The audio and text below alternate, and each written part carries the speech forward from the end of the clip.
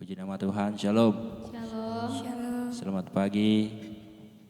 Kita bersyukur buat pagi hari ini, semoga anugerah Tuhan kita boleh kembali melakukan sarapan kita pagi hari ini.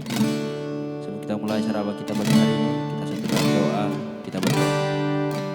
Bapak kami bersyukur Tuhan, pagi hari ini terima kasih untuk segala yang Kau kerjakan dalam kehidupan kami Bapa. Kami boleh ada sampai hari ini karena anugerah Tuhan. Terima kasih Tuhan, terpuji nama-Mu. Mau memulai sarapan kami pada pagi hari ini dalam nama Tuhan Yesus.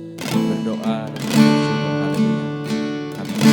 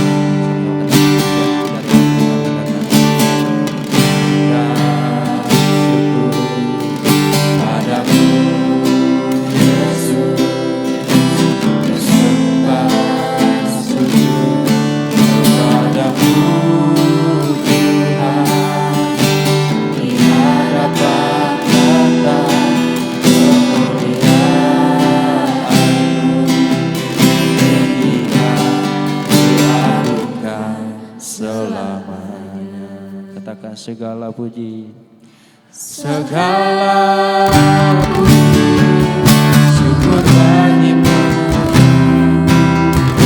Ku tinggikan nama-Mu selalu. Kemuliaan hanya bagi-Mu. Terpujilah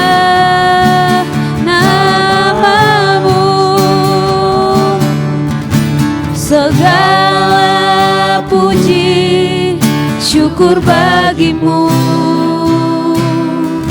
Ku tinggikan nama-Mu selalu. Kemuliaan hanya bagi-Mu. Terpujilah nama-Mu.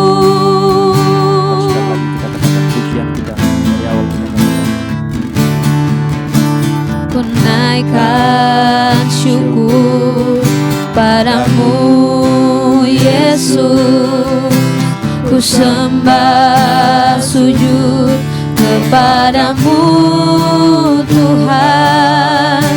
Di hadapan tahta kemuliaan-Mu, ku tinggikan, ku agungkan selamanya. Ku naikkan syukur padamu Yesus. Ku sembah sujud kepadamu Tuhan. Di hadapan tahta kemuliaan-Mu, ku tinggikan, ku agungkan selamanya. katakan segala puji, segala puji, syukur bagi-Mu. Ku tinggikan nama-Mu selalu. Kemuliaan hanya bagi-Mu. Terpujilah nama-Mu. Segala puji, syukur bagi-Mu. Ku tinggikan nama-Mu selalu. Kemuliaan hanya bagi-Mu.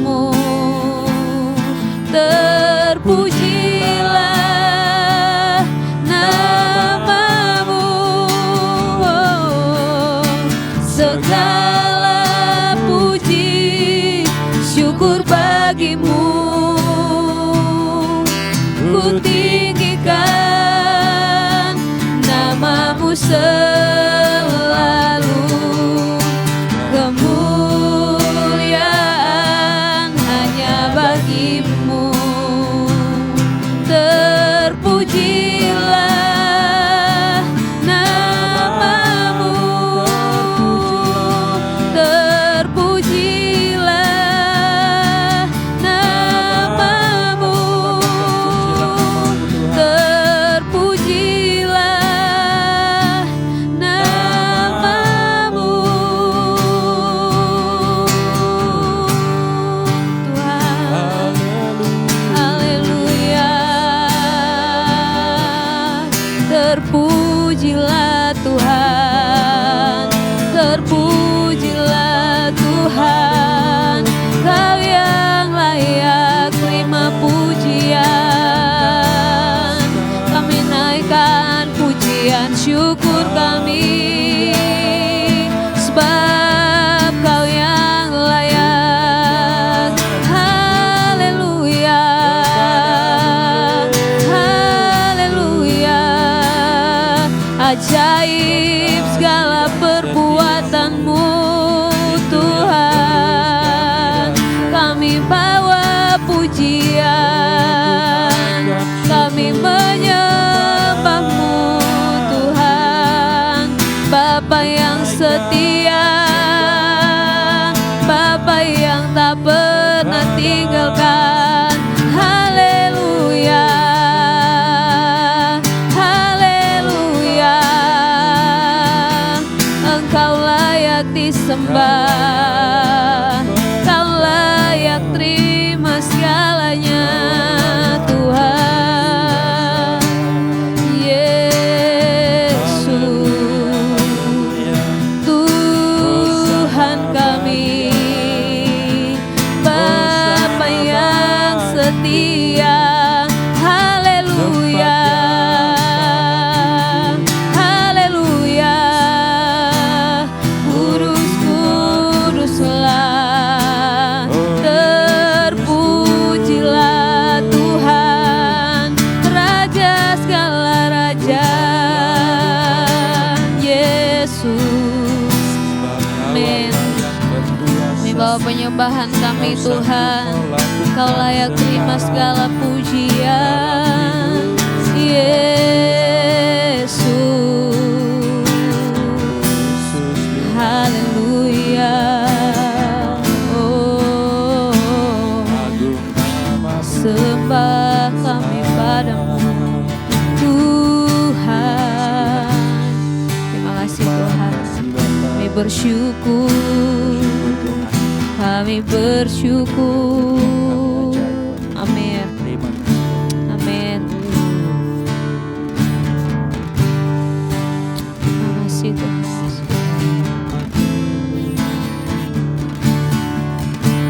Segala puji syukur bagimu,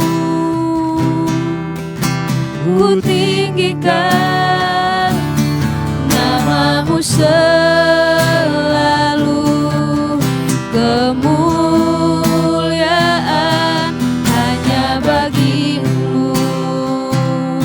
Terpujilah namamu,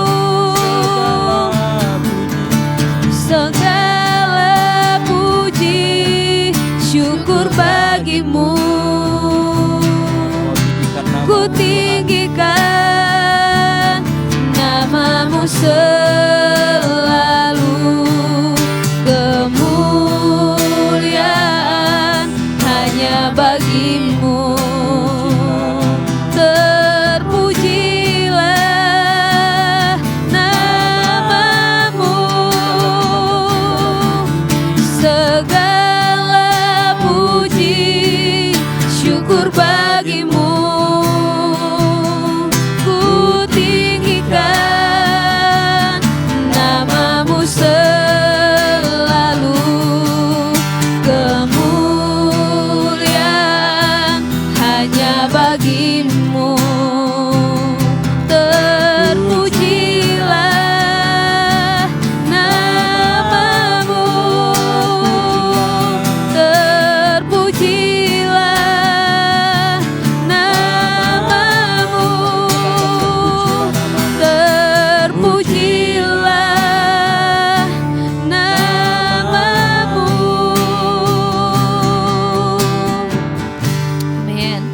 Terpujilah namamu Tuhan di atas segala nama.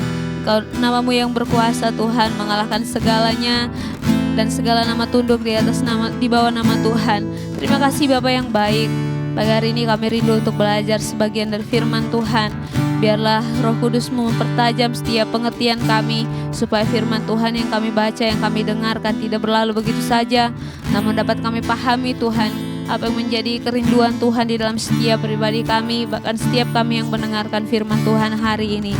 Terima kasih Bapak, berbicaralah bagi setiap kami siap untuk mendengarkan, kami siap untuk melakukannya dengan bantuan Roh Kudus. Dalam nama Tuhan Yesus kami sambut firman-Mu, haleluya, amin. Puji Tuhan, shalom. Oke, hari ini kita sama-sama belajar dalam pembacaan kita yang terdapat dalam kitab Lukas pasal yang ke-15.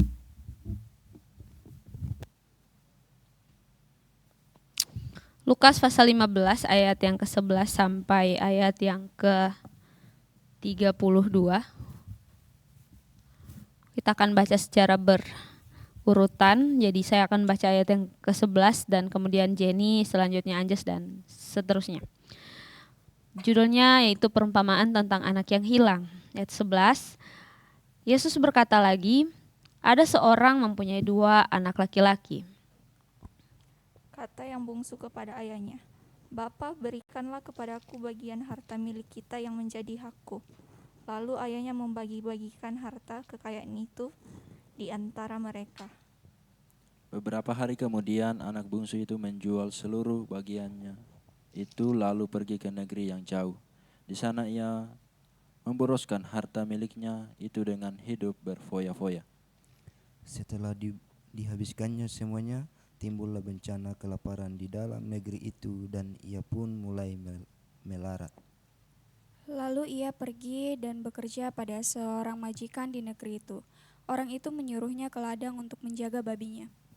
Lalu ia ingin mengisi perutnya dengan ampas yang menjadi makanan babi itu, tetapi tidak seorang pun yang memberikannya kepadanya.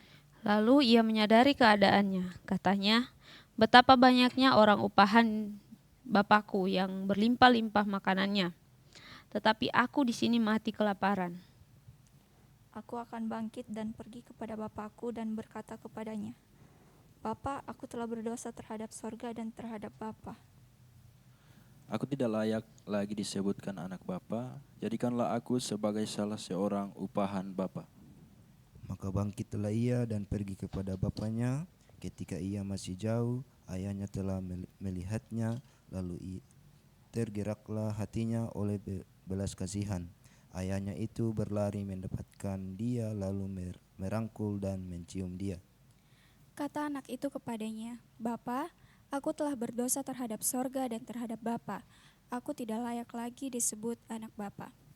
Tetapi ayah itu berkata kepada hamba-hambanya, lekaslah bawa kemari jubah yang terbaik, pakaikanlah itu kepadanya dan kenakanlah cincin pada jarinya dan sepatu pada kakinya.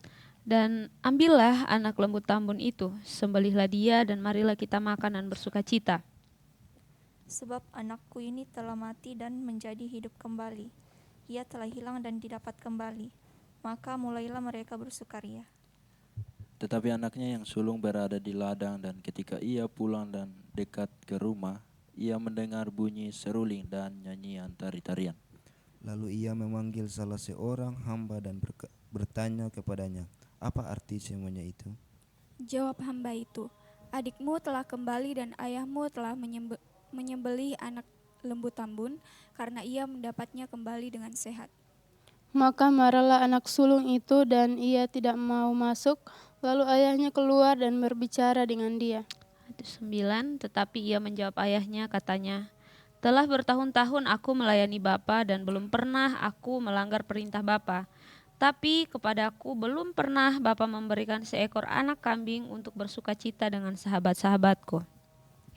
Tetapi baru saja datang anak bapa yang telah memboroskan harta kekayaan Bapa bersama dengan pelacur-pelacur. Maka Bapa menyembelih anak lembu tambun itu untuk dia. Kata ayahnya kepadanya, "Anakku, engkau selalu bersama-sama dengan aku, dan segala kepunyaanku adalah kepunyaanmu." Kita patut bersukacita dan bergembira karena adikmu telah mati dan menjadi hidup kembali. Ia telah hilang dan didapat kembali. Amin. Puji Tuhan. Saya percaya kita semua sudah membaca ayat ini pada saat setelah dibagikan buat kita semua. Dan saya juga percaya bahwa ini ayat yang bukan ayat yang baru buat kita, pembacaan yang baru karena sudah sering diberitakan gitu ya. Nah, ada banyak hal yang bisa kita pelajari dan hari ini khususnya kita akan sama-sama melihat bagaimana reaksi dari seorang anak ketika dia melakukan satu kesalahan, kemudian dia apa responnya setelah dia menghadapi kesulitan setelah dia mendapatkan akibat dari pilihannya gitu.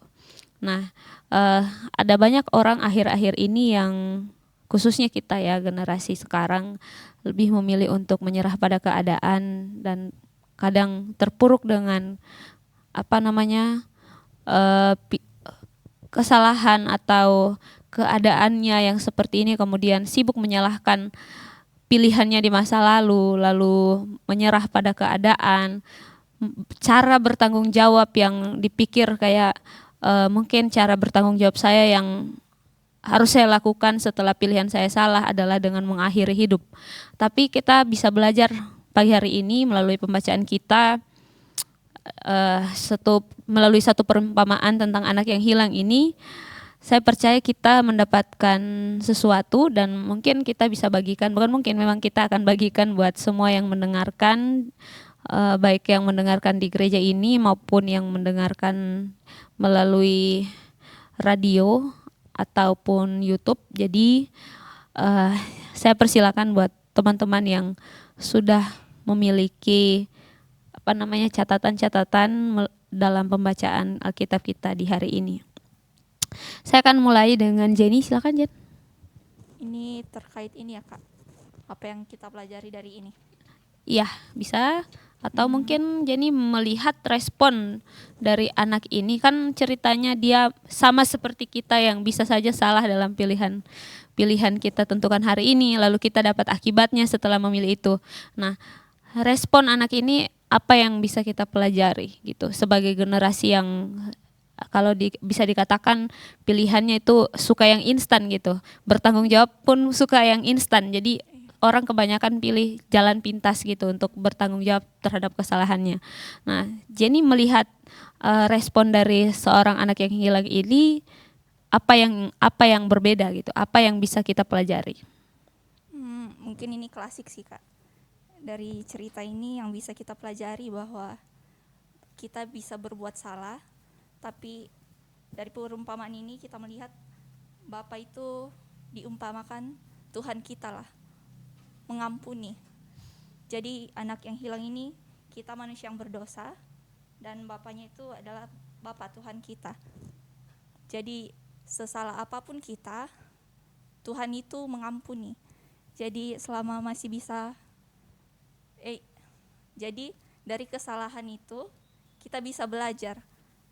Jangan jadikan kesalahan itu buat kita lebih jauh dari Bapa kita, tapi jadikan kesalahan itu sebagai pelajaran untuk kita menjadi lebih baik, begitu Kak. Oke, jadi Jenny bilang bahwa kesalahan adalah pelajaran gitu ya, bagi orang yang mau bertanggung jawab dan mau melanjutkan hidupnya dengan cara belajar dari kesalahannya gitu. Jadi kesalahan itu bukan berarti akhir dari hidup kita, tapi bisa kita pelajari sesuatu dari kesalahan kita gitu. Thank you Jenny. Tita, silakan Tita. Apa yang didapat atau mungkin bisa melihat respon dari seorang anak yang melakukan kesalahan lalu apa yang dia lakukan setelahnya. Saya rasa ini pembahasan yang cukup menarik buat kita semua.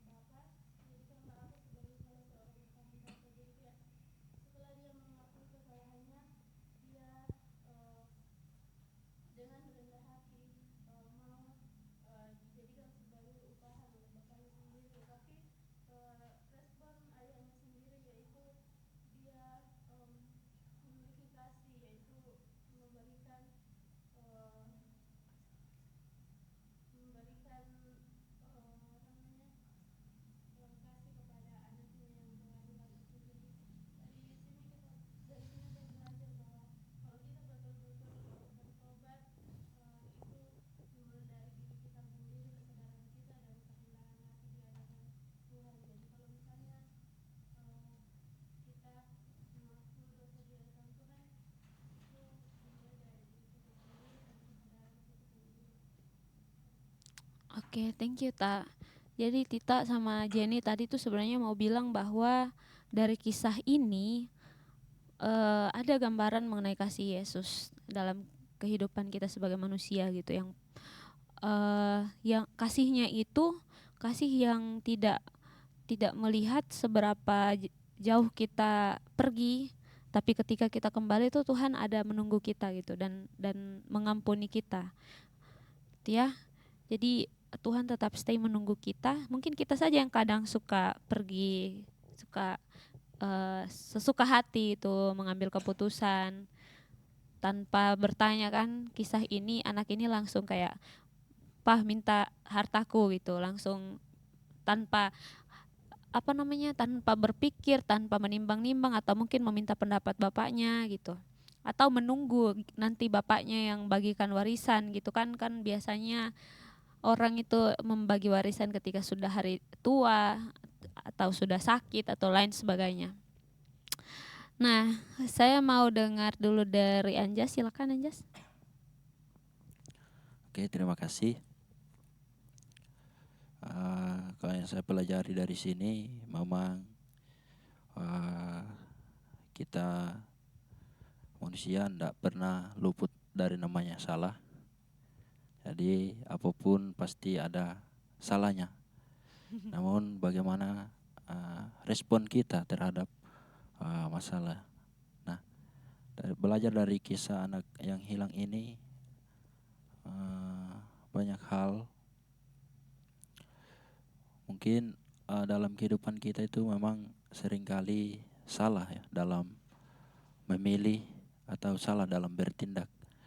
Nah, tapi di sisi lain juga saya melihat walaupun anak ini mungkin sudah melakukan hal yang mungkin tidak baik dalam keluarganya atau meninggalkan keluarganya, berfoya-foya dengan apa yang dibagikan, dengan harta yang didapatkan dari orang tuanya, dan pergi meninggalkan keluarga dan berfoya-foya. Namun belajar dari sini juga dia bisa mengingat kembali keluarganya dan bisa kembali bertemu dengan keluarganya, namun dalam kondisi yang mungkin dikatakan terpuruk karena segala sesuatu yang dimilikinya udah lenyap, udah habis dipakai. Nah, tapi pelajaran yang saya ambil dari sini bahwa sama dalam kehidupan kita juga itu mungkin kita seringkali meninggalkan Tuhan atau seringkali kita melakukan hal-hal yang mungkin menentang firman Tuhan. Tapi jika kita menyadarinya kembali dan kita kembali minta ampun di hadapan Tuhan sama yang dilakukan anak ini, dia kembali kepada bapaknya dan mengaku salah di hadapan bapaknya, dan dia berkata bahwa aku sudah salah dan biarkanlah aku menjadi pelayan Bapa saja. Nah, dalam kehidupan kita itu harus memiliki hati yang mau mengasihi. Hati yang mau mengasihi. Dalam pelajaran ini kasih ayah itu yang kasih yang tidak berkesudahan. Bagaimana anaknya memboroskan hartanya, tetapi setelah kembali ayahnya tetap menerimanya, bahkan ayahnya tidak berkata sepatah kata pun untuk menjelek-jelekkan dia, bahkan dia dengan lapang dada menerima dia kembali. Dan di sini dikatakan bahwa kasih yang tidak berkesudahan dan menerima anaknya kembali dengan tangan terbuka, meskipun anaknya telah melakukan kesalahan besar. Nah, di sini juga ada pengampunan. Nah, sosok seorang ayah dalam perumpamaan ini mengampuni anaknya dan tidak menghukumnya, tetapi menerima dia kembali dengan kasih. Nah, seperti dalam kehidupan kita harus memiliki kasih. Mungkin di antara mungkin di sekitar kita, di lingkungan kita, Mungkin seringkali kita mengalami hal-hal yang tidak menyenangkan. Mungkin banyak orang-orang yang menjelek-jelekkan kita. Tetapi dalam kehidupan kita itu kita harus belajar memiliki kasih, mengasihi orang-orang yang mau menjelek-jelekkan kita. Karena firman Tuhan berkata, jangan membalas kejahatan dengan kejahatan, tetapi balaslah kejahatan dengan kasih, mengasihi orang-orang yang ada yang menjelek-jelekan kita. Itu saja dulu dari saya. Terima Oke, kasih. thank you Anjas. Saya sempat highlight tadi pembahasannya Anjas yang di awal itu bahwa kita tuh manusia memang tidak pernah luput dari yang namanya kesalahan. Tapi respon kita setelah kesalahan itu terjadi, setelah kita melakukan kesalahan, respon kita selanjutnya itu akan menentukan apakah keadaan akan semakin buruk atau keadaan akan berbalik menjadi baik gitu ya. Nah, di ayat yang ke-17 dikatakan lalu ia menyadari keadaannya. Nah, ini perlu kita pelajari bersama-sama sebagai anak-anak Tuhan yang tadi Anjas katakan tidak luput dari kesalahan. Ini harus pertama-tama kita miliki sebagai anak-anak Tuhan gitu. Yang pertama di ayat 17 katakan lalu ia menyadari keadaannya. Nah, ada banyak cara Tuhan sebenarnya panggil kita pulang. Gitu. Ada banyak cara Tuhan untuk menyadarkan kita bahwa kita ini sudah terlalu jauh. Bisa jadi lewat teguran, misalnya orang-orang di sekeliling kita bisa kasih ingat kita kayak sepertinya ini salah gitu, sepertinya pilihan kamu ini kurang tepat dan lain sebagainya. Kalau kita pelajari di kitab-kitab yang misalnya perjanjian lama, ada misalnya Raja Daud bisa ditegur oleh Nabi dan raja-raja yang lain bisa ditegur. Atau mungkin kita juga sebagai anak-anak Tuhan sering dapat teguran, entah itu dari orang tua, dari dosen misalnya, kalau misalnya kita salah bikin tugas, atau mungkin dari Kak Esra, bisa saja kita disadarkan gitu ya. Firman Tuhan juga menyadarkan kita. Namun ada satu hal yang perlu kita pelajari, yaitu sadar diri.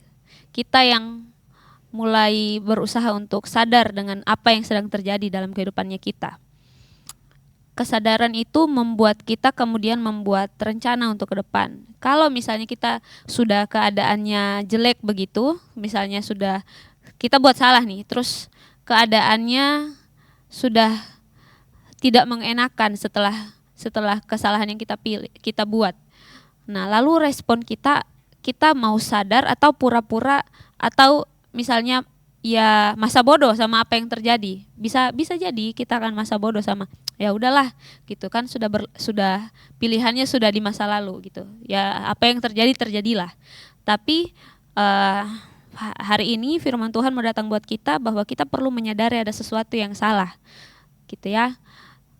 Dan ada satu hal yang saya renungkan dalam pembacaan ini, bahwa ternyata pengalaman pribadi kita dengan Tuhan itu akan membantu kita untuk kembali pada Tuhan. Nah, kisah ini dia setelah menyadarinya, setelah dia sadar, dia berkata bahwa betapa banyaknya orang upahan Bapakku yang berlimpah-limpah makanannya. Ini menandakan bahwa dia ini punya pengalaman di dalam rumah sebagai seorang anak, itu dia melihat bagaimana orang-orang hidup di dalam rumah itu tidak pernah kekurangan apapun. Jadi pengalaman dia itu membuat dia sadar dan membuat dia ingat bahwa di rumah Bapak tuh berkelimpahan. Kenapa saya di sini melarat gitu? Hidup enggak mau maksudnya hidup ya asal hidup gitu. Bahkan dia mau berusaha menghidupi dirinya dengan makanan babi gitu ya. Nah, itu yang saya bilang tadi, pengalaman kita dengan Tuhan secara pribadi akan membuat kita kembali sama Tuhan. Gitu. Ya, jadi orang yang sudah pernah merasakan kebaikan Tuhan, orang yang sudah mengalami pertolongan Tuhan, dia itu akan mengingat kebaikan Tuhan itu di masa-masa yang seperti itu juga, gitu ya. Di masa-masa yang kita tuh lagi dalam keadaan terpuruk, lagi dalam keadaan yang kondisi yang tidak baik, ya pengalaman pribadi kita akan membuat kita ingat lagi gitu, akan membuat kita punya plan dalam keterpurukan itu. Ya, setelah kita sadar, kita ingat gitu apa yang terjadi di rumah. Di rumah anak ini dia sadar bahwa di rumah bapaknya enggak pernah kekurangan tuh. Jadi membuat dia sadar dan punya plan ke depannya. Ya, silakan Simon. Apa yang dipelajari dari pembacaan kita? Jangan bilang sama ya.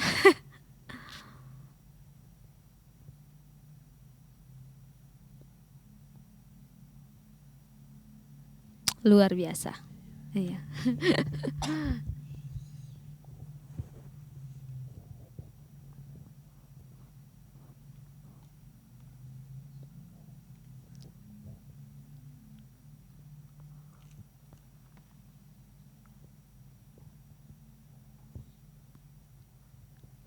Pas.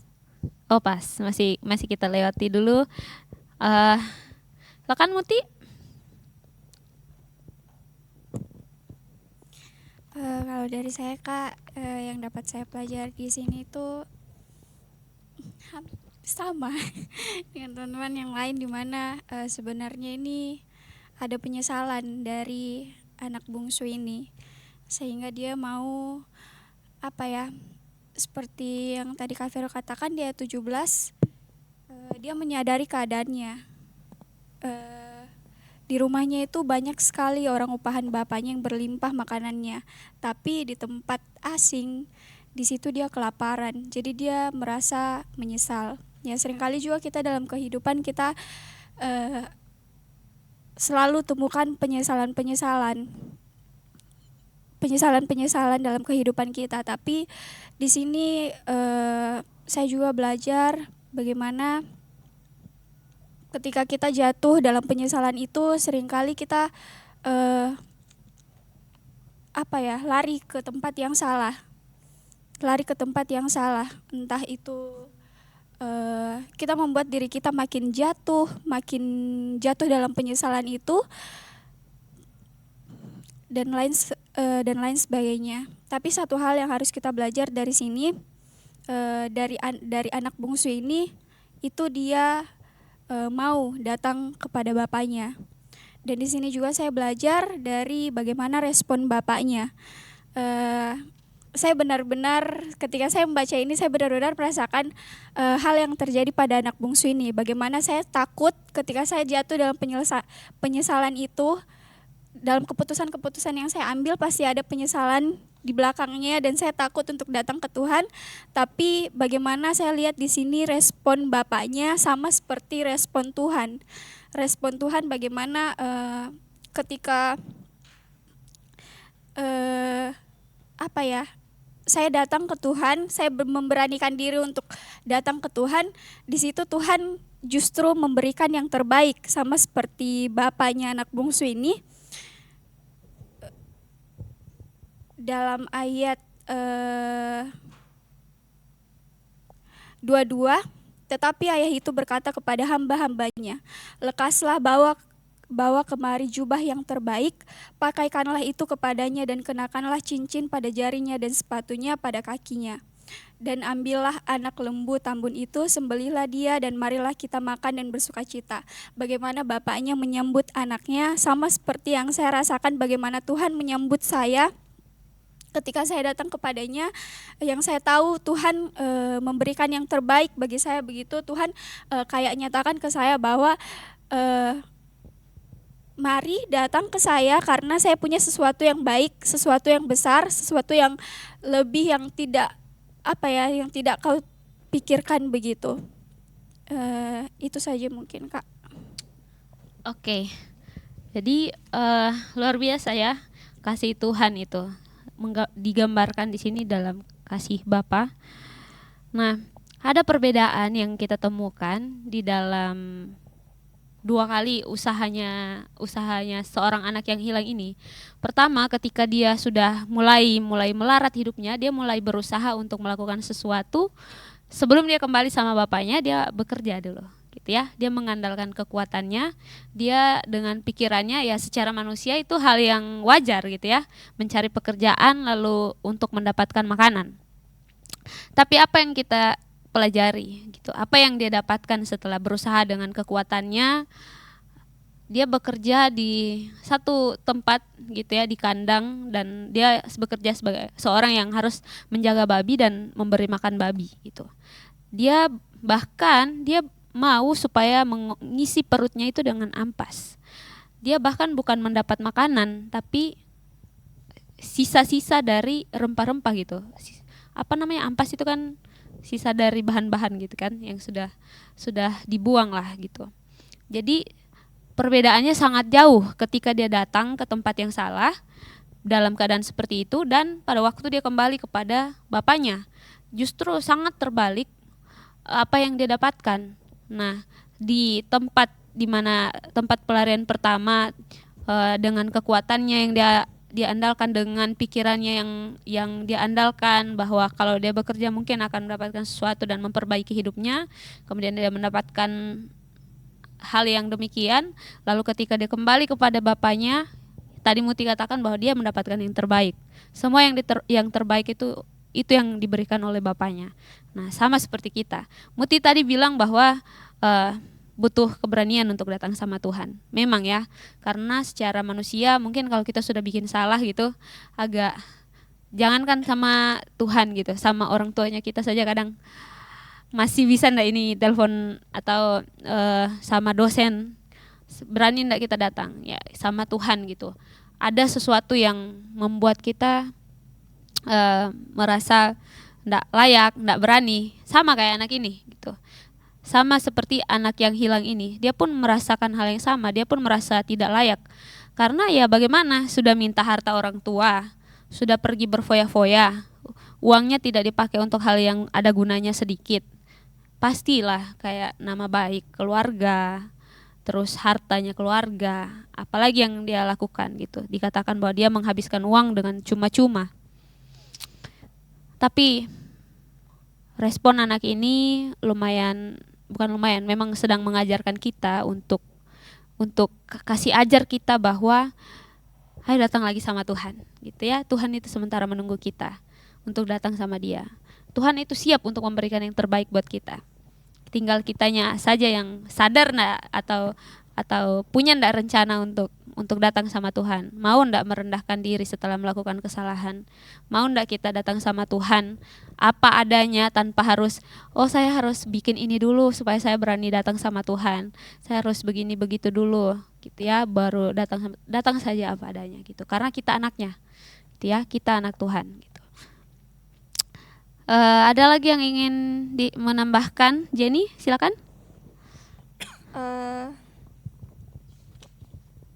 Mungkin ini Kak, saudaranya. Oh ya.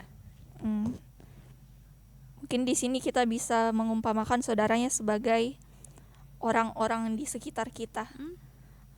Entah itu orang tua, teman, saudara, atau kakak bilang tadi dosen. Respon mereka jangan kita jadikan inilah, mungkin wajar sebenarnya respon mereka begitu, tapi jangan biarkan respon mereka menghalangi kita kembali kepada Bapa, atau bukan respon mereka atau pikiran mereka yang kita anggap mereka pikirkan tentang kita padahal belum tentu. Jadi ya itu Kak. Oke. Sempat tadi Jenny bilang memang itu sesuatu yang ya respon yang manusiawi kayaknya ya. Kayak kau sudah bikin salah gitu, balik terus kau dapat hadiah gitu, abis melakukan kesalahan. Ya,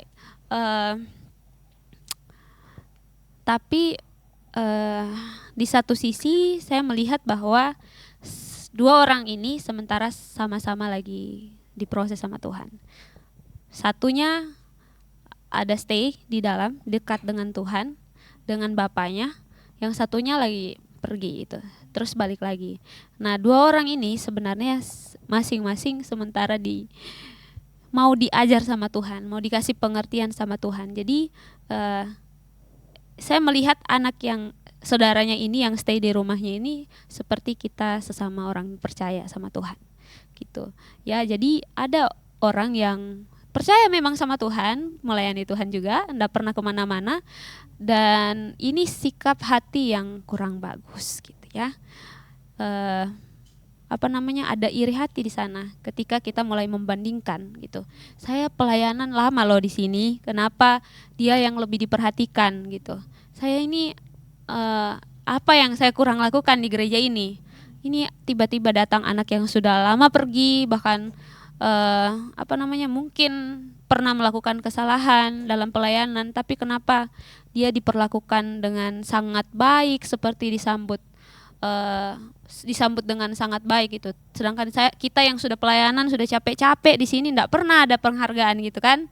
Nah, hari ini firman Tuhan berbicara buat kita semua bahwa Tuhan itu bilang bahwa semua yang ada di sini tuh punyamu gitu. Gitu ya, kita perlu bersukacita bahwa bukan karena bersukacita bukan karena ini orang dia enggak dapat apa-apa, tapi karena orang yang tadinya pergi tuh balik lagi sama kita. Nah, Tuhan mau ajarkan bahwa kita itu perlu bersukacita atas satu jiwa yang dimenangkan oleh Tuhan. Satu jiwa yang kembali sama Tuhan. Karena kita mungkin akan berada di posisi orang yang pergi, atau mungkin berada di posisi orang yang saudara yang stay gitu. Dan kita bisa berkaca dari pembacaan kita pagi hari ini. Tita, silakan Tita, mau menambahkan? Bentar Pi. Simon, silakan Simon.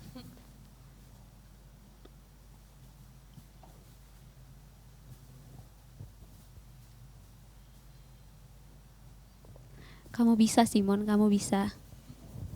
Ayo Simon, kamu bisa. Atau silakan Jenny kalau masih ada yang mau ditambahkan. Enggak Kak, mungkin Simon bisa menjawab pertanyaan yang lain. Mungkin Simon bisa menjawab pertanyaan yang lain selain apa pesan yang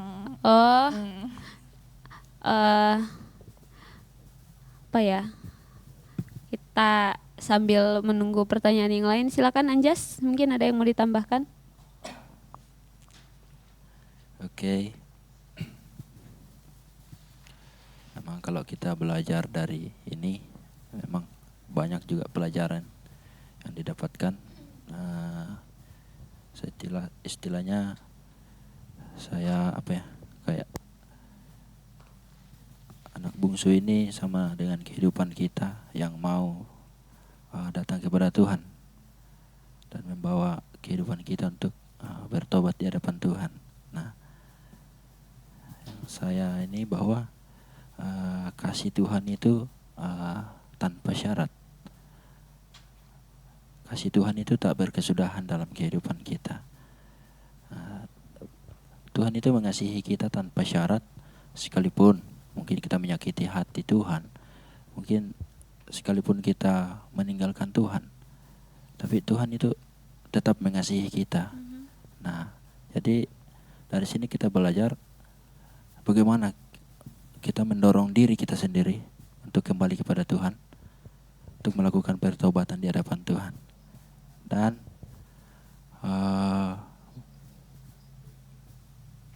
melakukan pengampunan di hadapan Tuhan dan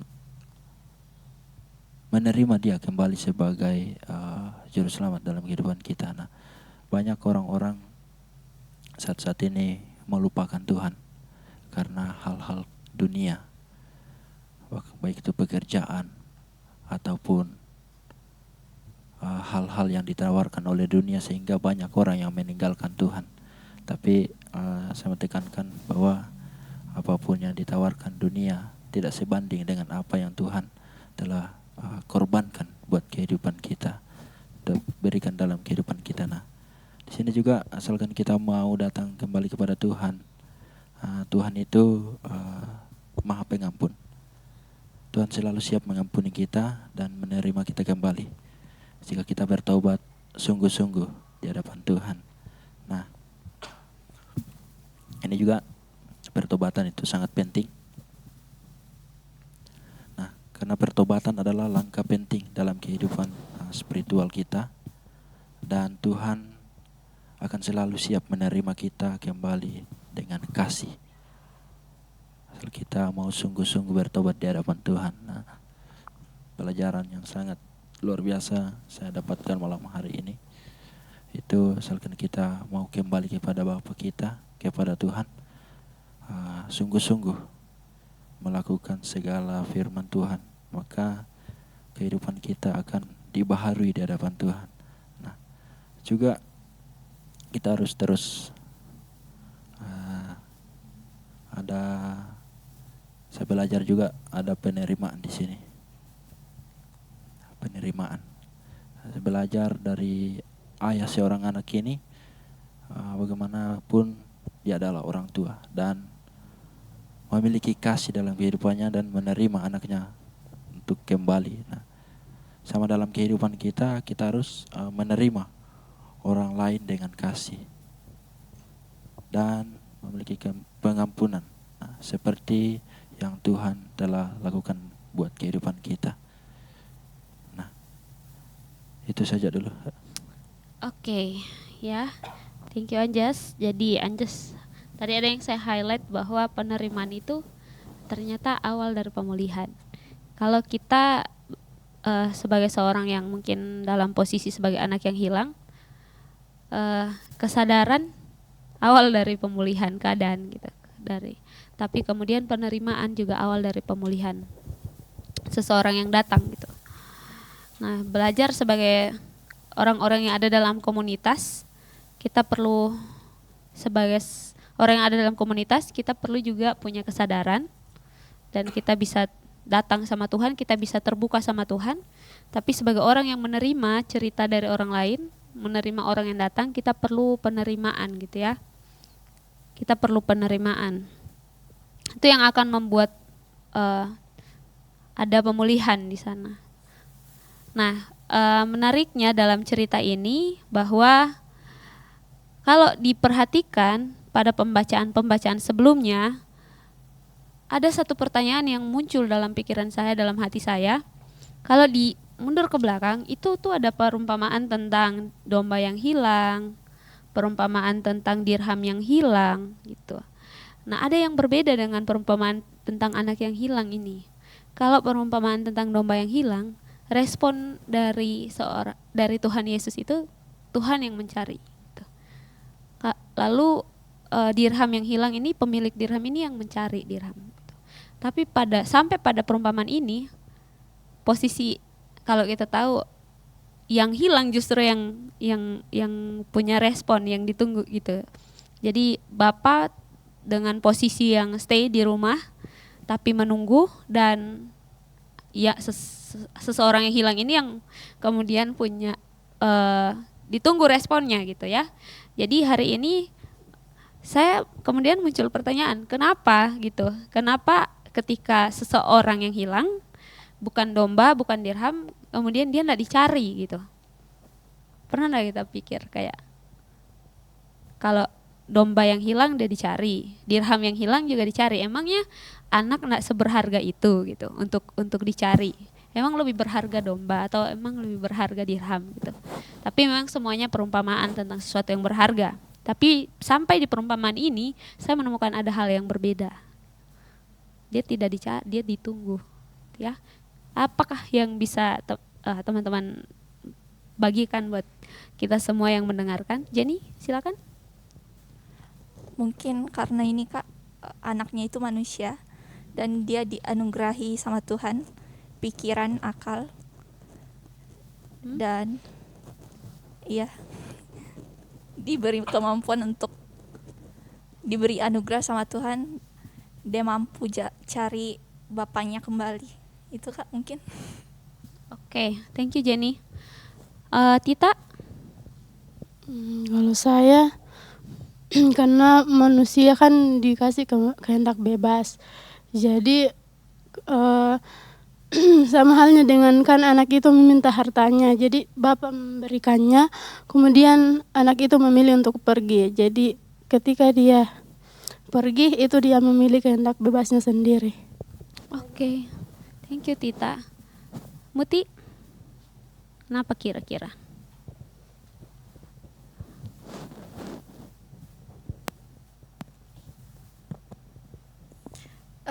Kalau Kalau saya sama kayak Kak Tita, karena setiap manusia itu punya pilihan dan pilihan untuk memilih bebas atau tidaknya.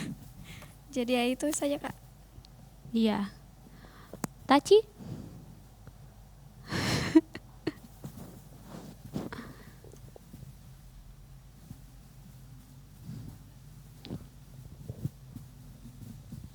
Teman-teman yang mau berkomentar juga bisa ya.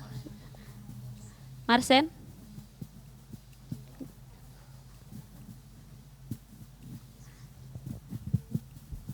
Kira-kira kenapa tuh Taci?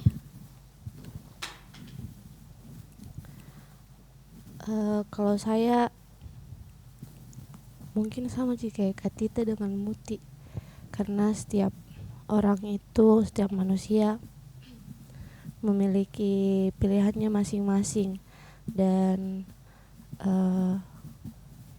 manusia ini diberi kesempatan untuk memilih. Dia tahu yang mana terbaik untuk dirinya. Ya. Oke, thank you.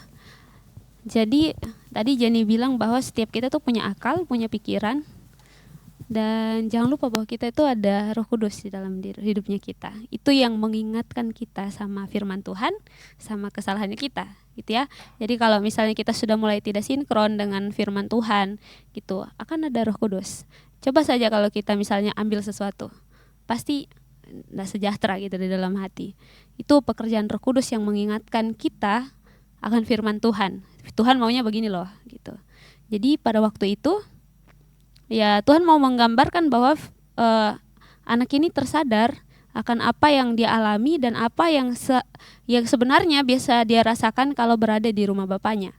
Dan apa yang disampaikan oleh Tita, oleh Muti, oleh Taci itu juga benar.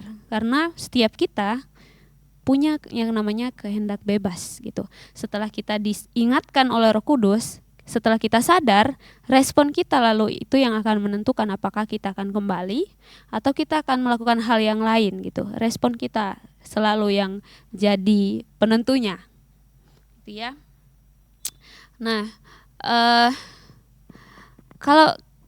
kalau kita lihat kehidupan sekarang, kebanyakan orang tuh memilih untuk mengambil respon yang salah, melakukan hal-hal yang salah gitu. Sayangnya kalau misalnya memang ini orang tidak percaya sama Tuhan. Yang lebih disayangkan lagi adalah orang yang sudah mengenal Tuhan, lalu punya pilihan yang salah, kemudian ketika dia sadar dengan keadaannya, dia melanjutkan dengan pilihan kedua yang kemudian lebih salah gitu ya. Jadi pagi hari ini firman Tuhan mau mengajar kita sebagai orang-orang muda, orang-orang yang belum punya banyak pengalaman, orang-orang yang mungkin suka cari pengalaman, mau berjalan sendiri. Kira-kira kalau saya bawa apa yang saya miliki ini, kayak misalnya anak muda ini dia pegangannya itu hartanya gitu. Seberapa jauh sih kita bisa bertahan dengan apa yang kita miliki gitu. Seberapa jauh apa yang kita andalkan itu bisa menolong kita. Nah, mungkin uang yang banyak itu bisa membuat kita bahagia, tapi tadi kita sudah baca bahwa itu hanya sesaat. Uang itu ternyata sesuatu yang bisa habis. Ternyata harta itu sesuatu yang bisa habis, lalu membuat kita menderita. Nah, kemudian kalau kita lihat lagi, apa yang dilakukan anak ini, pertama kali dia tuh nggak langsung balik sama bapak. Dia tuh memang awalnya dia punya pilihan yang pertama, yaitu dia bekerja dulu, gitu ya. Jadi kalau saya ingat lagu yang kayak dia bilang, sudah aku coba dengan akal budiku, namun selalu gagal dan gagal. Jadi pembacaan kita pagi hari ini juga mau menjelaskan buat kita bahwa seberapapun kita melakukan usaha, tapi kalau itu bukan usaha untuk mendekat kepada Bapa, ya akan membuat kita semakin sekarat. Itu hanya akan membuat kita semakin menderita. Dan bersyukurlah kalau ada dalam hati kecil kita Roh Kudus mengingatkan kita tentang kebenaran firman Tuhan, kayak ayo Tuhan lagi tunggu gitu. Ayo Bapa lagi tunggu kita. Seberapa buruk keadaan kita hari ini, Tuhan itu sementara tunggu kita.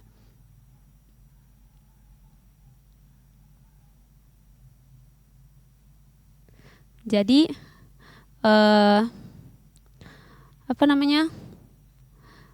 jangan kemudian mengambil respon yang salah gitu ya. Mungkin teman-teman pagi hari ini bisa atau ada punya cerita atau mungkin mau menyampaikan sesuatu melalui apa yang kita renungkan, bahwa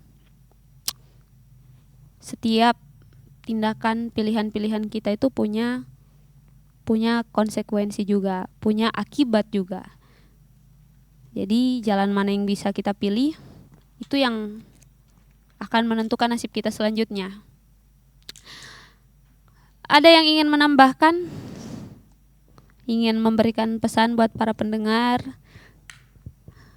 Kalau saya jujur diberkati melalui pembacaan ini karena ya mungkin awalnya saya berpikir kok bapaknya diam saja ketika anaknya pergi. Tapi setelah saya renungkan lagi, ya anaknya ini sudah lumayan besar untuk dicari gitu. Mungkin ya kalau misalnya kayak domba yang enggak punya gerakan untuk ayo kembali sama tuanmu gitu, mungkin dia bisa tersesat. Tapi anak ini dia tahu jalan pulangnya sebenarnya. Dia tahu jalan pulangnya. Cuman memang menunggu keadaannya gitu. Menunggu dia sadar dan bertindak. Nah, silakan di-share lagi apa yang didapatkan. Kalau masih ada yang ingin disampaikan. Simon? Kesempatan ketiga buat Simon, atas nama Simon.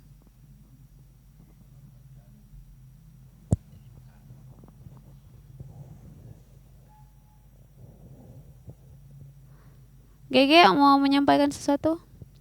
Ya Bes. Hakia. Anja silakan. Oke. Saya dapatkan lagi. Saya mau bilang begini bahwa untuk datang kepada Tuhan itu tidak ada kata terlambat. Nah, dan juga ada satu pelajaran yang saya dapatkan dari pelajaran kita pagi hari ini, bahwa kasih Tuhan itu tidak memandang masa lalu kita, tetapi memandang masa depan kita dan memberikan kita kesempatan untuk memulai kembali. Seperti itu. Nah, mungkin dalam kehidupan kita banyak sekali yang sudah hilang. Itu komunikasi kita dengan Tuhan, hubungan kita dengan Tuhan udah mulai hilang. Mari bangun kembali hubungan kita. Cari kembali apa yang membuat hubungan kita itu dengan Tuhan bisa rusak, atau apa yang membuat hubungan kita dengan Tuhan itu udah mulai tidak baik. Kita harus pelajari semuanya, dan kalau belajar dari masa lalu itu, Tuhan tidak memandang masa lalu kita seburuk apa di masa lalu kita, asalkan kita punya kerinduan untuk datang kepada Tuhan. Tuhan itu akan menyambut kita,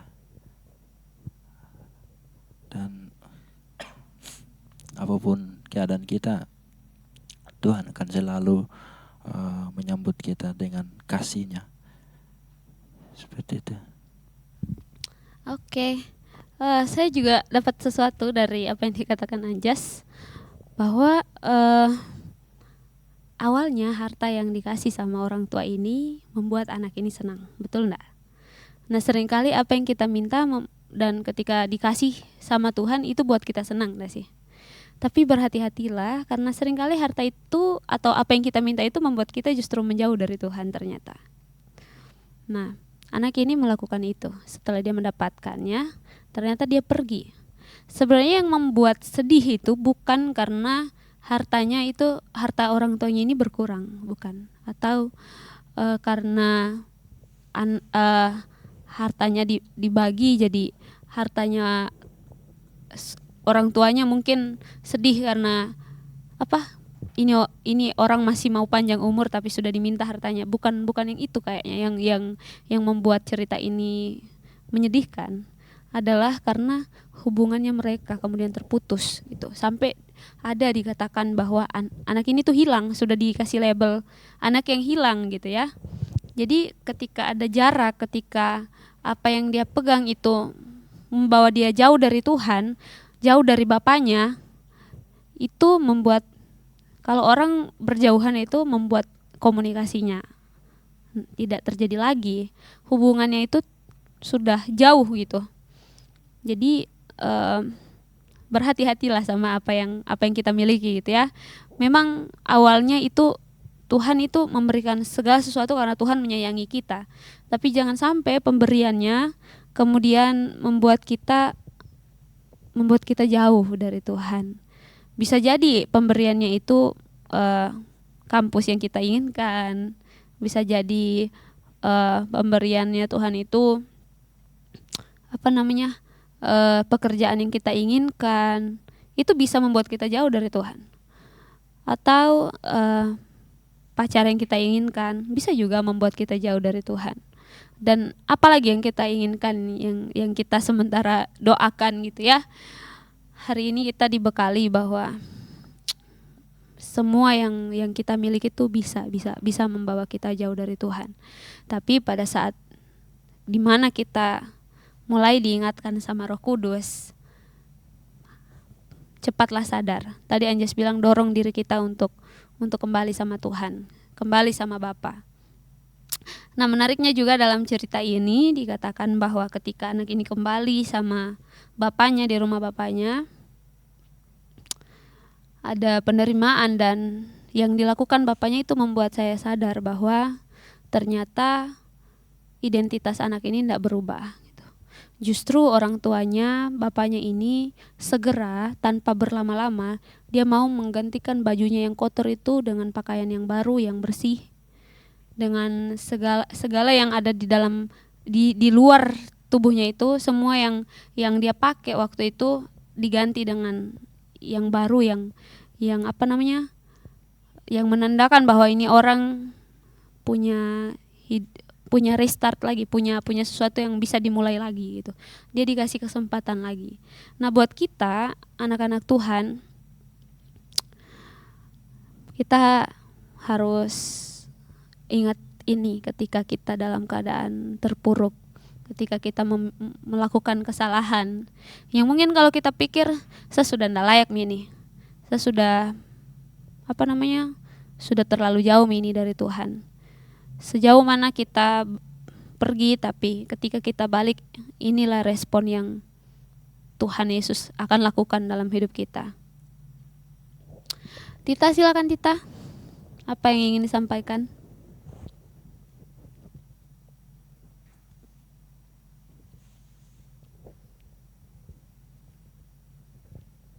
Muti? Tidak ada yang ingin disampaikan?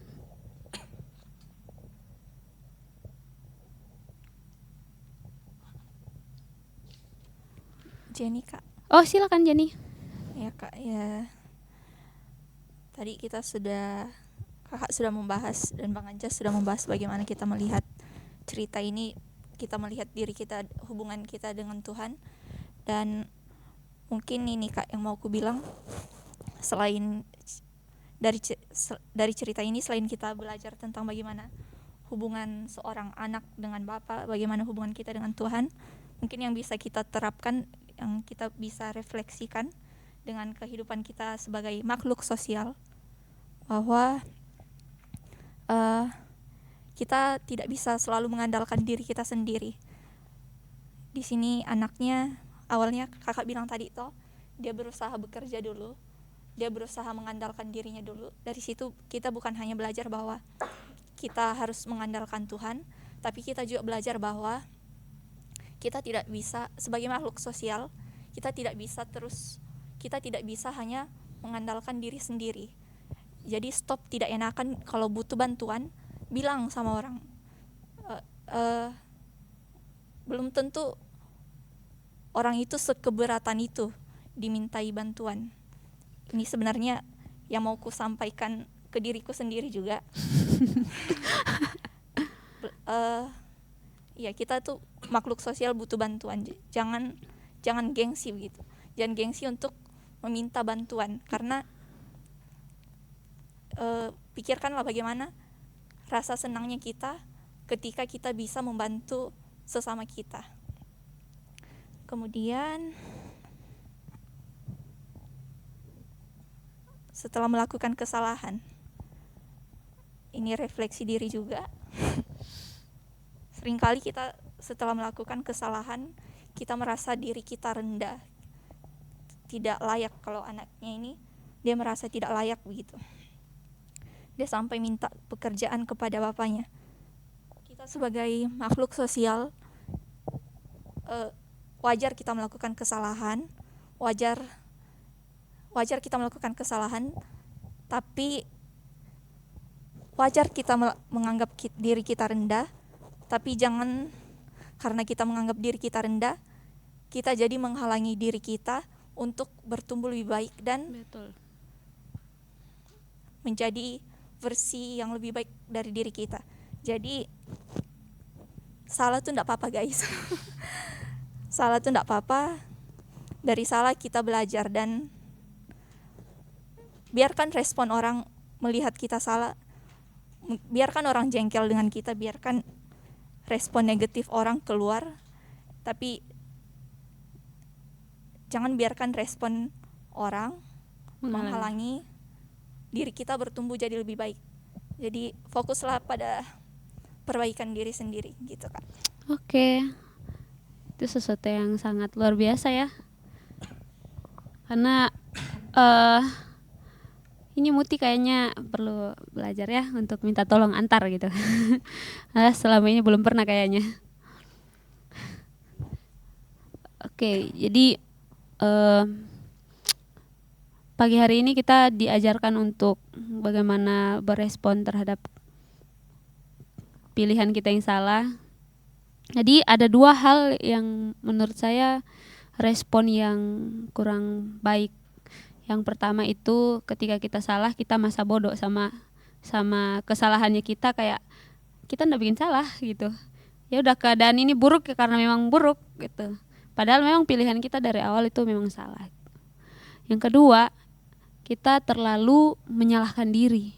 Ada kita karena sudah keadaan terpuruk, itu kemudian merasa bersalah gitu, sepanjang hidupnya itu merasa bersalah, membawa-bawa itu beban merasa bersalahnya itu, rasa bersalahnya itu sampai ndak bisa buat dia mengingat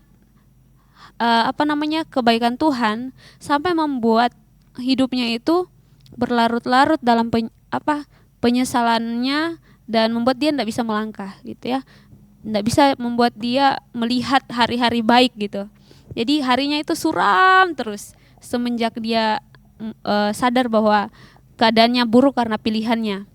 Tapi ternyata kita butuh keberanian kayak anak ini. Kita butuh kenal siapa Tuhan kita. Kita butuh ingat kebaikan Tuhan kita.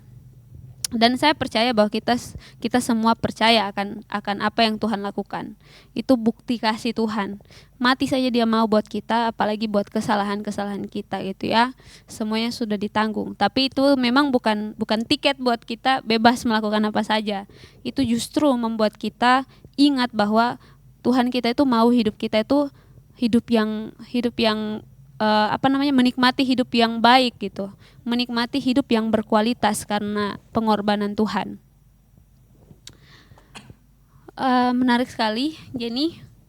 Kita saat kita datang sama Tuhan, pada saat kita melakukan kesalahan, mungkin orang tahu ya kesalahannya kita, dan mungkin orang akan berkata inilah itulah, akan mulai memandang kita dengan kesalahannya kita, bukan memandang kita sebagai orang yang lagi pulang gitu, tapi melihat kita tuh duluan kesalahannya kita. Jadi responnya negatif gitu. Tapi Jenny bilang tadi, fokuslah sama perbaikan diri kita. Fokuslah sama yang menerima kita gitu ya. Fokuslah sama Tuhan yang menerima kita, yang tangannya selalu terbuka buat kita, yang selalu menunggu kita untuk kembali sama Tuhan. Sebegitu berharganya kita. Jadi jangan takut buat datang sama Tuhan. Mungkin kita akan berpikir, saya jatuh sudah berkali-kali, sudah berapa kali saya jatuh dalam hal yang sama, mungkin menjauh dari Tuhan lagi, jauh dari Tuhan lagi, pilihan yang salah lagi. Tapi hari ini kita mau lihat respon Bapa gitu. Hatinya selalu tulus mengasihi kita. Bahkan ketika anak ini bilang, saya sudah tidak layak gitu. Saya sudah tidak layak lagi disebut anak Bapa. Tapi apakah Bapa ini mendengar apa yang dia bilang gitu? Apakah Bapa ini peduli dengan kesalahan apa yang pernah dilakukan gitu? Tapi Bapa ini peduli karena ini anaknya. Gitu ya. Ketika seorang anak kecebur dalam satu kolam yang kotor, mungkinkah kita sebagai manusia ini berpikir bahwa anak ini bukan anak saya lagi karena dia sudah kotor? Atau mungkin ketika kita melakukan kesalahan terus, ya mungkin kita melihat berita orang tidak mau lagi menganggap anaknya karena melakukan kesalahan, karena menikah dengan orang yang tidak diinginkan. Tapi kita punya satu pribadi yang mengasihi kita dengan segala kelemahannya kita. Jadi yang tidak membiarkan kita dengan keadaan yang sama gitu ya, datang pada Tuhan dengan keadaan yang sangat lemah, keadaan yang lapar, keadaan yang kotor. Tapi ketika kita datang sama Tuhan, Tuhan akan baharui lagi, kasih lagi kesempatan yang baru, kasih lagi segala kepercayaan, kasih lagi kehangatan buat kita, kasih lagi rasa dikasihi, kasih lagi rasa bahwa kamu itu berharga gitu ya. Ada lagi yang ingin menambahkan atau mungkin pesan-pesan buat diri sendiri di masa depan kalau melakukan kesalahan? Saya mau dengar dulu dari Anja, silakan. Saya mau ini lagi di ayat terakhir Ayat dari terakhir, pembacaan silakan. kita. Di situ dikatakan, kita patut bersuka cita dan bergembira karena adikmu telah mati dan menjadi hidup kembali. Ia telah hilang dan didapat kembali. Nah, ini adalah jawaban seorang ayah kepada anak sulungnya yang marah karena adiknya yang telah pergi memboroskan harta, telah berfoya-foya, tapi kembali dan disambut dengan sukacita. Di sini si anak sulung ini sangat marah kepada ayahnya, tapi inilah jawaban seorang ayah. Dan di sini ayahnya menegaskan bahwa sukacita itu wajar karena anaknya yang dianggap sudah hilang tapi dia kembali, dan mungkin sudah dianggap mati tetapi dia hidup kembali. Nah, kadang-kadang dalam kehidupan kita itu juga seperti itu. Kita tidak merasa kalau kehidupan kerohanian kita itu udah mulai padam, udah mulai mati. Nah, di sini saya mendapatkan bahwa dalam makna mati dan hidup kembali sesuai dengan Alkitab, yang dimaksud mati di sini bukan mati secara jasmani, melainkan mati rohani karena jauh dari Allah dan hidup di dalam dosa. Nah, saat anak bungsu bertobat dan kembali, itu disebut hidup kembali, artinya ia dipulihkan dalam kasih dan relasi dengan bapaknya. Nah, makanya kalau kita lihat sangat marah ya kakaknya setelah adiknya kembali, dan bahkan dia tidak menerima untuk adiknya datang kembali ke rumahnya. Nah, di sini juga saya dapatkan apa yang hilang tapi didapatkan kembali. Nah, hilang dan dapat kembali, kasih Allah yang mencari anak bungsu, melambangkan orang berdosa yang tersesat. Mungkin karena belum menemukan jalan terang sehingga kehidupannya berfoya-foya. Nah, namun ketika mereka kembali kepada Tuhan, itu seperti harta yang berharga yang hilang namun ditemukan kembali. Sama seperti yang dialami oleh si bungsu ini. Mungkin keluarganya sudah menganggap dia sudah hilang, dia sudah mati. Tetapi ketika dia kembali kepada keluarganya, sukacita sangat besar dalam rumah itu. Dan ini menunjukkan bahwa betapa berharganya satu jiwa itu di mata Tuhan. Seperti itu. Karena seperti juga dikatakan firman Tuhan, satu jiwa bertobat itu surga bersukacita. Ya, karena itu penting sekali, sangat penting dalam kehidupan kita untuk terus mencari Tuhan. Sekalipun mungkin dikatakan hubungan kita dengan Tuhan itu sudah mulai padamlah apa, tapi kita berusaha untuk bangun kembali. Seperti itu. Terima kasih. Oke. Gitu ya. Jadi Tuhan mau kasih lihat seberapa berharganya kita di matanya gitu. Nah, hari ini juga saya mau ajak kita lihat dua orang anak ini.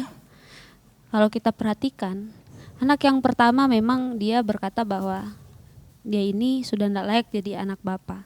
Dia mau jadi hamba aja, jadi pelayan aja gitu. Jadi identitas dirinya itu dia mau ubah gitu, mau berusaha ganti dengan identitas yang dia pikirkan sendiri gitu. Ya secara tidak langsung dia kehilangan identitasnya gitu. Dia mungkin merasa kehilangan identitasnya sebagai anak. Dan anak yang kedua di rumah bapaknya juga ternyata sama. Dia itu selama tinggal di dalam rumah bapaknya, kalau kita lihat di ayat yang ke-29 dikatakan, telah bertahun-tahun aku melayani Bapa. Jadi ternyata kedekatannya dengan orang tuanya ini dia lihat sebagai sesuatu yang bisa didapatkan balik gitu. Jadi bukan apa ya, tinggal di dekat dengan bapaknya, tapi dia berkata bahwa kenapa saya tidak mendapatkan sesuatu gitu. Saya tinggal dengan Bapa, melayani, tapi saya tidak dapat apa-apa. Jadi dia memasang identitas dirinya itu sebagai seorang pelayan di situ. Seorang pelayan dalam artian bahwa kalau saya melayani ya saya harus mendapatkan sesuatu. Ini orang dia tidak melayani, dia dapat sesuatu gitu ya. Jadi saya melihat bahwa dua orang ini sama-sama kehilangan identitas dirinya. Yang satu menganggap dia sudah tidak layak jadi anak, yang satu menganggap dia memang pelayan gitu. Jadi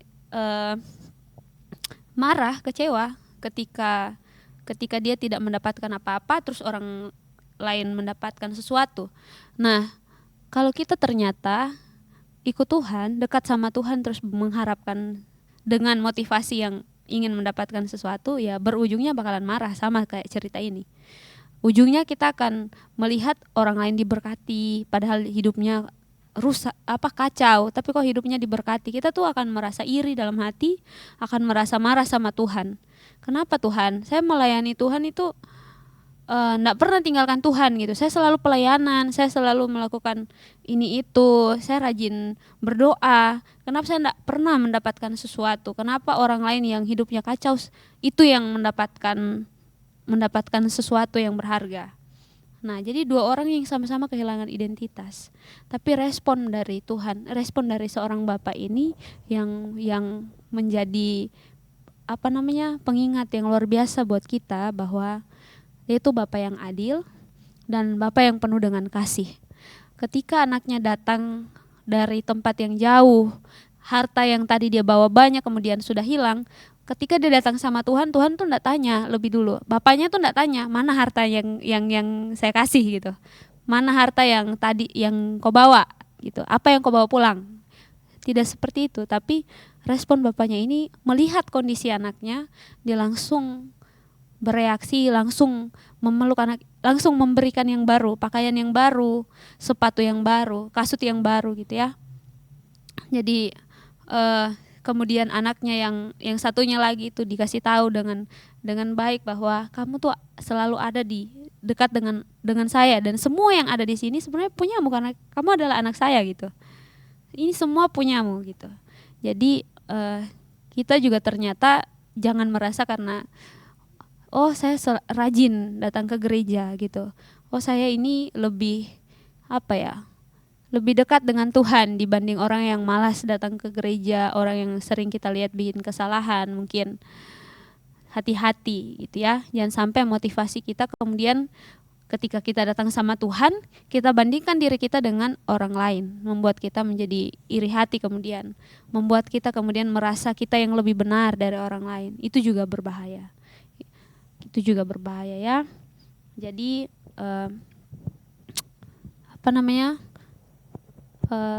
kita akan melakukan, mungkin kita pernah melakukan kesalahan seperti anak yang pertama atau anak yang kedua, tapi kasih Tuhan itu terlalu besar buat kita. Jadi hari ini kita belajar bahwa Tuhan selalu memberikan kita kesempatan yang baru.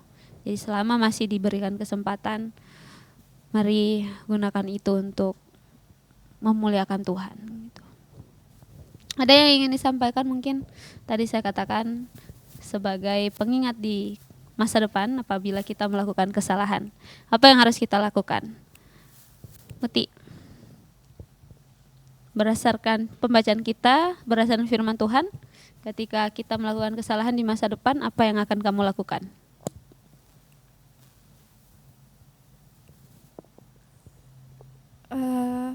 Yang akan saya lakukan itu lari. Yang akan saya lakukan itu datang kepada Bapa, mengakui segala kesalahan yang dilakukan dengan sungguh hati dan berjanji untuk tidak melakukannya lagi. Karena dari yang lalu-lalu selalu yang saya lakukan itu kayaknya Tuhan tidak mau deh terima saya. Sudah, jalani saja kesalahan, masa penyesalan itu sampai merasa yang kayak sudah jauh banget, merasa sudah yang hancur banget. Tapi di titik terendah, hal yang saya lakukan lagi mencoba untuk berdoa. Di situ entah bagaimana Tuhan membuka jalan, pertemukan saya dengan orang-orang baik.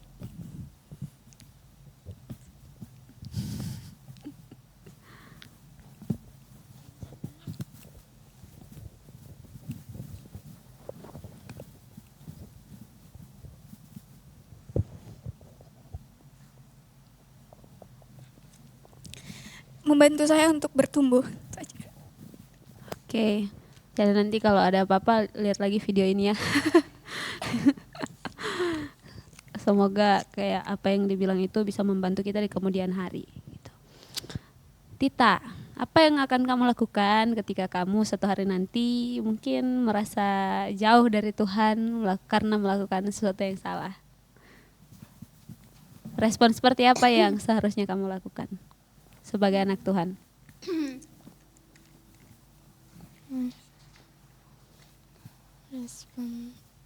Jangan takut mengakui kesalahan, karena ketika kita mengakui kesalahan ada pemulihan terjadi dalam diri kita. Betul, thank you Tita. Simon, kalau kamu salah satu hari nanti dan merasa sudah salah, apa yang akan kamu lakukan? Bertobat. Bertobat. Simon, setelah saya menunggu kata-katamu hari ini, satu kata juga luar, bertobat. Bertobat. Oke, thank you Simon. Taci, silakan Taci.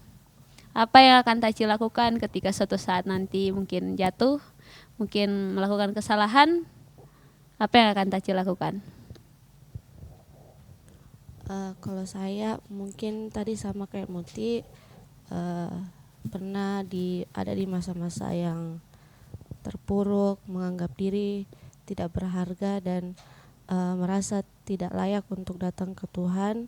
Tapi kembali lagi ke kata-katanya tadi kata-kata hari ininya Katita bahwa kita tidak perlu takut untuk mengakui kesalahan, karena ketika kita berani maka akan ada kemuliaan Tuhan dinyatakan dalam hidup kita. Dan makanya kalau misalnya nanti jatuh Kak lagi, semoga tidak. Misalnya kesalahannya yang lain kesalahan, Iya. misalnya jatuh dalam kesalahan, harusnya saya berani untuk mengakui kesalahanku ke Tuhan dan minta pertolongan dari Tuhan. Dan kan tadi Kak Ciro bilang bahwa di dalam diri kita itu sebenarnya ada Roh Kudus yang sebagai pengingat, dan harus Kak juga berani mengambil keputusan, dan juga itu sih tetap minta pertolongan dari Tuhan. Itu sih kalau saya. thank you. Sama-sama, Atau Mila. mungkin ada pesan buat yang dengar kalau Buat teman-teman yang mendengar Saraba kita pada pagi hari ini, mungkin pesan saya untuk jangan menyerah ketika kita jatuh ke dalam sebuah kesalahan, karena semua orang itu pasti pernah ada masanya untuk jatuh. Dan dari diri kita sendiri itu yang mau milih untuk mau bangkit atau tetap terpuruk. Itu sih kalau saya. Terima kasih. thank you Taci kata-kata hari ininya. Jenny, apa yang akan kamu lakukan kalau kamu mungkin dalam keadaan yang seperti itu? Aku enggak tahu aku akan melakukan ini atau tidak, tapi aku berharap aku akan melakukan ini. Pertama, mengubah cara pandangku terhadap diriku sendiri bahwa semua kesalahan itu iya enggak apa-apa salah, tapi bisa diperbaiki. Ya. Dan Tuhan itu beri kita mampu untuk memperbaiki diri kita sendiri.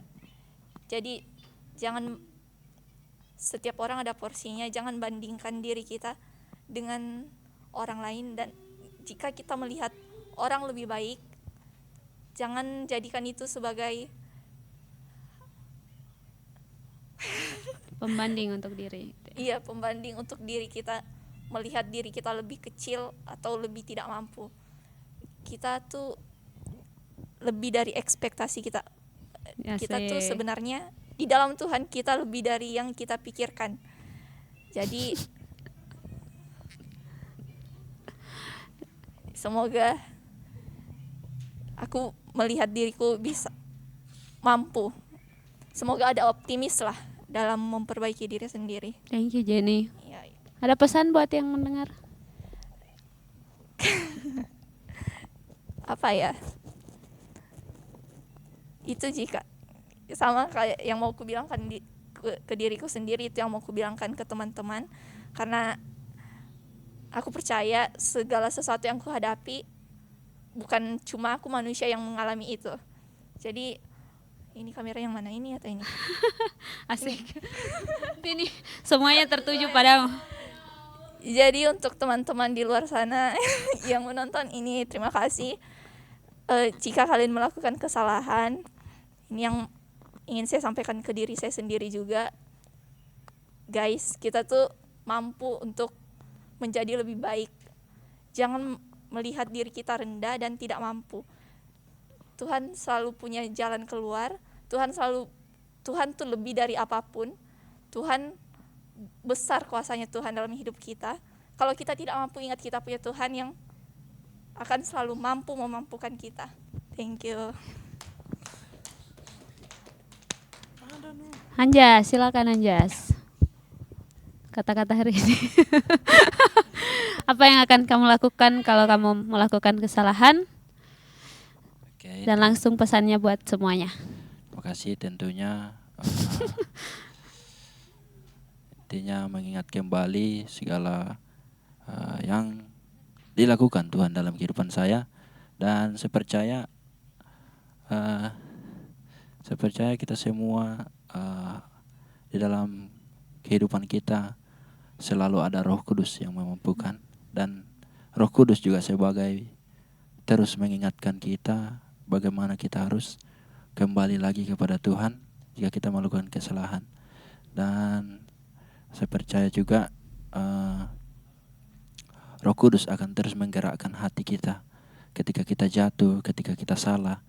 Roh Kudus akan selalu mengingatkan kita bahwa kita sudah jatuh dan sudah saatnya lagi kembali kepada Tuhan dan mengakui segala kesalahan dan minta ampun di hadapan Tuhan. Nah, juga buat teman-teman yang menonton secara live, jangan sampai selalu berpikir bahwa kehidupan kita itu tidak layak di hadapan Tuhan. Tapi kita perlu ingat kembali bahwa kehidupan kita itu selalu layak di hadapan Tuhan, dan apapun kondisi kita, apapun yang kita lakukan, Tuhan itu selalu menerima kita, asalkan dalam diri kita, dalam hati kita mau datang kepada Tuhan, sungguh-sungguh di hadapan Tuhan. Nah, untuk membangun kembali apa yang sudah hilang dalam kehidupan kita, atau ketika kita sudah jauh daripada Tuhan, kita harus mulai kembali membangun hubungan kita pribadi dengan Tuhan, bahkan melalui doa-doa kita, pembacaan Alkitab kita. Nah, kita juga harus belajar mendengar suara Tuhan. Nah, untuk mendengar suara Tuhan ini sudah saya bilang tadi, melalui pembacaan Alkitab kita, melalui doa-doa kita di hadapan Tuhan. Kita percaya lewat semuanya itu Tuhan akan berbicara melalui setiap firman-Nya, setiap doa-doa yang kita lakukan. Seperti itu. Terima kasih. Oke. Thank you Anjas. Ya Bes, mau menyampaikan kata-katanya? Marsen? Oke. Ada lagi yang ingin menyampaikan kata-katanya hari ini? Tidak ya, Dev? Oke. Oke. Jadi ingatlah kata-kata masing-masing. Tuhan selalu menunggu kita untuk datang sama Tuhan ya. Jangan pilih jalan yang makin memperburuk keadaan. Kalau masih ada kalau masih ada Roh Kudus yang mengingatkan kita, sebenarnya itu lagi dikasih kesempatan. Selama masih bisa melangkah, selama masih dikasih waktu buat kita balik sama Tuhan, cepat-cepat balik. Karena kita tidak tahu tentang masa dan waktunya kapan semuanya selesai, kapan kita tidak dikasih kesempatan lagi. Dia penyesalan terbesar itu kalau memang kita sudah tidak punya kesempatan lagi untuk datang sama Tuhan. Oke, mungkin itu saja yang bisa kita bagikan di saat pagi hari ini. Saya percaya firman Tuhan ini akan berbicara lebih lagi dalam hati kita. Roh Kudus akan bantu kita untuk melakukan apa yang sesuai dengan kerinduan hati Tuhan untuk kita semua. Tuhan akan bantu kita untuk kembali padanya pada saat kita dalam keadaan terpuruk sekalipun. Ya, mari kita tundukkan kepala dan kita berdoa mengakhiri saraba kita pagi hari ini. Bapa yang baik, kami mengucap syukur buat penyertaan Tuhan dalam ibadah kami, dalam sarapan pagi bersama ini. Kami bersyukur untuk penyertaan Roh Kudus. Kami bersyukur untuk firman Tuhan yang mengingatkan kami betapa besarnya kasih Tuhan bagi kami, selalu menunggu kami walaupun kami melakukan banyak kesalahan. Kami bersyukur Tuhan untuk hari ini kami bisa belajar banyak, dan biarlah firman-Mu itu tertanam dalam hati kami, bahkan Roh Kudus mampukan kami untuk melakukan apa yang berkenan di hadapan Tuhan. Terima kasih Bapa.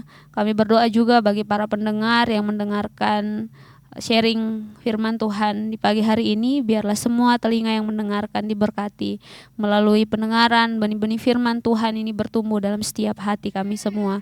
Terima kasih Bapa. Berkati juga anak-anak-Mu yang ambil bagian melayani di pagi hari ini, biarlah kasih karunia Tuhan menyertai kami semua, dan setiap aktivitas yang kami lakukan selalu ada dalam perkenanannya Tuhan. Selanjutnya Tuhan, aktivitas kami tetap serahkan dalam tangan Tuhan. Terima kasih Bapa yang baik, kami mengucap syukur, dan program Saraba ini kami tetap serahkan dalam tangan Tuhan.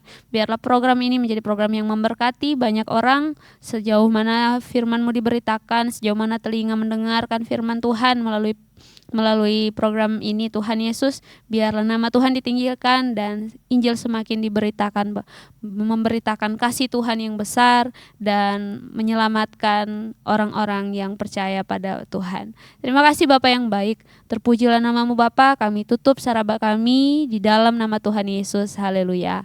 Amin.